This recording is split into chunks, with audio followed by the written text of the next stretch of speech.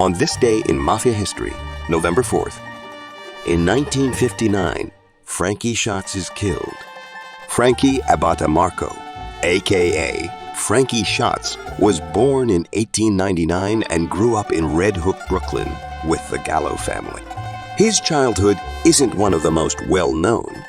By the late 1920s, Abatamarco had been arrested several times and spent a couple of years in prison for drug use. In the early 1930s, Abatamarco was running numbers for the newly appointed boss of Brooklyn, Joseph Profaki. Each week, Abatamarco kicked up thousands of dollars to the boss of the family, making him a huge success with the family.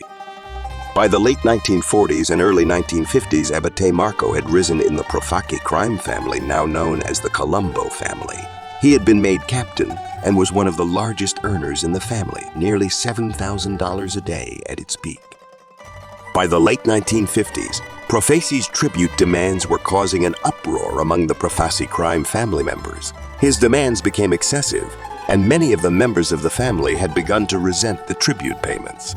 The tipping point came when Profasi added a $25 monthly tribute from each member of the family to be paid directly to him.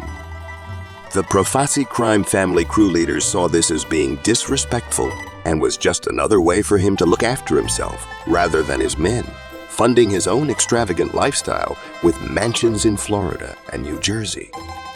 One of the first to stand up against this latest tribute was the infamous Crazy Joe Gallo and his men.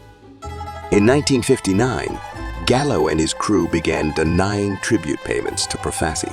Around that time, Abatamarco's rackets had begun to falter due to several law enforcement raids.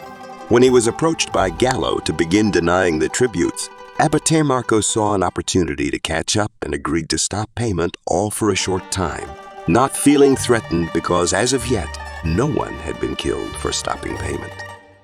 By October of 1959, Abatamarco's late tributes had amassed to $50,000. Yet Gallo had convinced Abatamarco to stand his ground under the relentless effort to pay up from Profasi.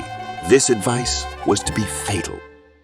On the night of November 4, 1959, Abatamarco pulled open the front door of Cardiello's Tavern, a saloon owned by his cousin, and he was met by two armed men dressed in topcoats and fedoras. The front glass of the tavern shattered as bullets began to fly.